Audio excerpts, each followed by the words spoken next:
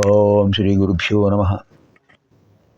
నారాయణం నమస్కృత్య నరం చైవ నరోత్తమం దేవీం సరస్వతీం వ్యాసం తతో జయముదీరయేత్.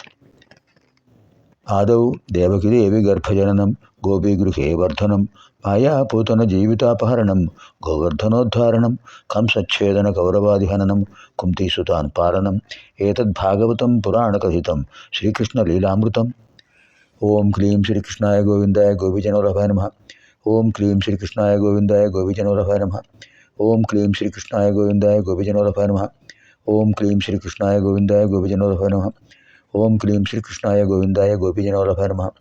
ఓం క్లీం శ్రీకృష్ణాయ గోవిందాయ గోపీజనవల్లభాయ నమః. ఓం క్లీం శ్రీకృష్ణాయ గోవిందాయ గోపీజనవల్లభాయ నమః. ఓం క్లీం శ్రీకృష్ణాయ గోవిందాయ గోపీజనవల్లభాయ నమః. ఓం క్లీం శ్రీకృష్ణాయ గోవిందాయ గోపీజనవల్లభాయ నమః. ఓం క్లీం శ్రీకృష్ణాయ గోవిందాయ గోపీజనవల్లభాయ నమః. ఓం క్లీం శ్రీకృష్ణాయ గోవిందాయ గోపీజనవల్లభాయ నమః. ఇదానీం వయం సర్వే భాగవత మహాపురాణ చతుర్థస్కంధే ద్వితీయాధ్యాయే ప్రవిశామः. విదురుల వారు అడిగారు మైత్రేయ మహర్షిని, సూర్య, దక్ష ప్రజాపతి తన కుమార్తె సతీదేవిని పరమేశ్వరుడిచ్చి వివాహం చేశాడు కదా, తర్వాత సతీదేవి దేహత్యాగం చేసింది అని విన్నాను, ఏమిటి కారణం, ఆ కథ చెప్పండి అన్నారు. ఆయన చెప్తున్నారు, మనం కూడా విందాం. విదురా, ఒకప్పుడు దక్ష ప్రజాపతి ఒక అద్భుతమైన యజ్ఞం చేశాడు. ఆ యజ్ఞానికి దేవర్షులు, బ్రహ్మర్షులు, మహర్షులు అందరూ వచ్చారు, దిక్పాలకులు వచ్చారు, త్రిమూర్తులు వచ్చారు. ఆ సమయంలో దక్ష ప్రజాపతి అద్భుతమైన తేజస్సుతో ప్రకాశిస్తూ ఆ సభాభవనంలో ప్రవేశించాడు. ఆయన ప్రవేశించగానే ఆ తేజస్సుతో గొప్ప వెలుగు వచ్చేసింది ఆ సభాభవనంలో. ఒక్క పరమేశ్వరుడు తప్ప అందరూ నిలబడ్డారు దక్ష ప్రజాపతిపై గౌరవంతో. పరమేశ్వరుడు నిల్చోలేదు, దక్షుడిని చూశాడు ఆయన దక్ష ప్రజాపతిని, కానీ నిలబడలేదు. మనసులో చాలా బాధ కలిగింది దక్ష ప్రజాపతికి. కారణం, అందరూ నిలబడ్డారు, తను వెళ్ళి మహాశయ సర్వే ఉపవిశంతు అని చెప్పగానే అందరూ కూర్చున్నారు బ్రహ్మదేవుడితో సహా. కానీ పరమేశ్వరుడు కూర్చునే ఉన్నాడు. దాంతో చాలా బాధ కలిగింది అతనికి. అది శివుడు తనను అవమానించాడు అనే భావనతో ఉన్నాడు. నాకు అల్లుడు, కన్యాదానం చేశాను, కన్యాదానం చేసినట్టు మామగారిని తండ్రిలా భావించాలి, గౌరవించాలి.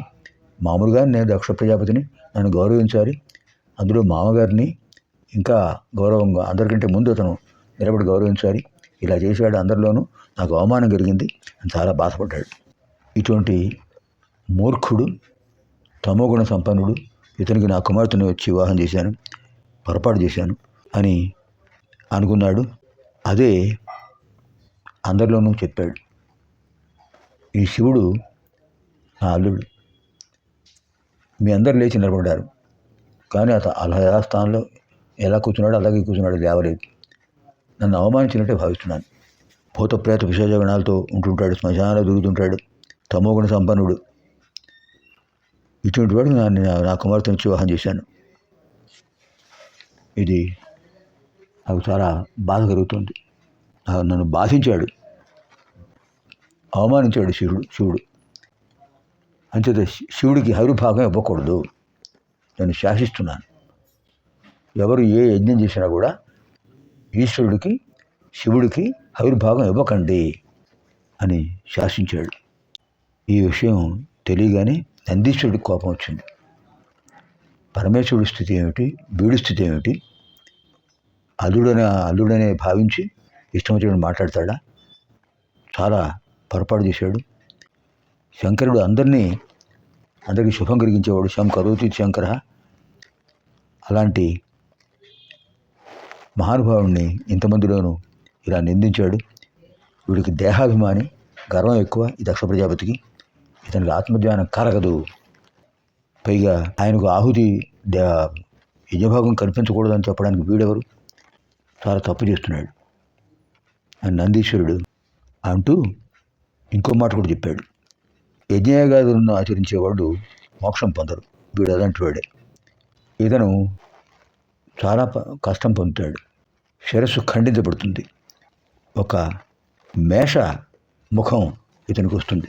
పరమేశ్వరుని నిందించిన వాడు క్షోభకు గురవుతాడు.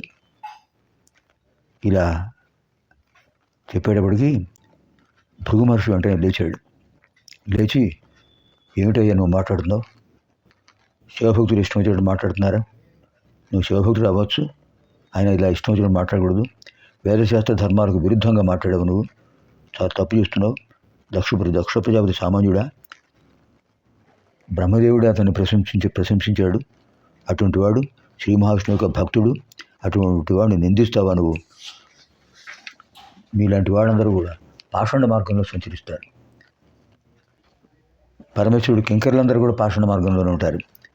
అందరూ తమోగుణ సంపన్నులే. వారికి సత్వగుణం ఉండదు. రజోగుణం తమోగుణమే. వేదశాస్త్ర ధర్మాలకు విరుద్ధంగా ప్రవర్తిస్తారు ఈ శివభక్తులందరూ కూడా. సనాతన ధర్మానికి విరుద్ధంగా ప్రవర్తిస్తారు. నేను నందీశ్వరుడు చెప్పిన మాటను నేను అంగీకరించను. దక్ష ప్రజాపతిని నిందించే స్థితికి వచ్చాడా నందీశ్వరుడు? ఏ నందీశ్వర, ఏమిటి నీ తత్వం? ఎందుకు ఇలా మాట్లాడుతున్నావు? దక్ష ప్రజాపతి చేసినటువంటి అద్భుతమైన యజ్ఞానికి వచ్చినప్పుడు ఆ యజ్ఞం అతను సక్రమంగా చేశాడు. పూర్ణాహుతి అయిపోయింది. ఆ సమయంలో అతను ఏర్పాటు చేసిన సభలో నీ ఇష్టం వచ్చినట్టుగా మాట్లాడావు.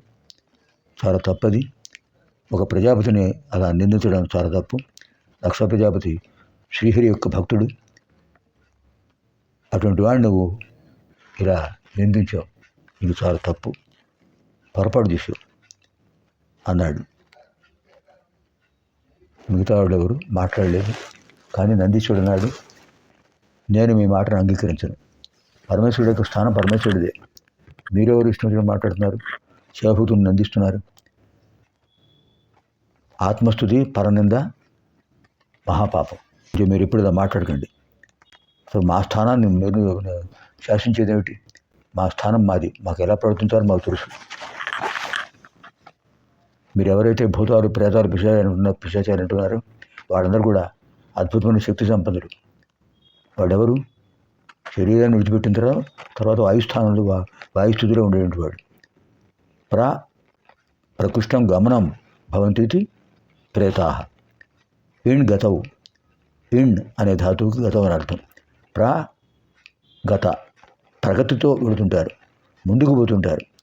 పంచభూతి గ్రహాన్ని విడిచిపెట్టి ఆయు రూపంలో ఉంటారు. వాళ్ళు ప్రేతలు. అలాంటి ప్రేతలని భూతాలు, ప్రేతాలు, పిశాచాలు అని నిందిస్తున్నావు. వాళ్ళందరూ కూడా ఉత్తమ స్థానం పొందిన వాళ్ళు. పాంచభౌతిక దేహంతో ఉన్నప్పుడు అనేక యజ్ఞయాగాలు చేసిన వాళ్ళు శరీరాన్ని విడిపెట్టిన తర్వాత ఆ వాయు రూపం పొందారు.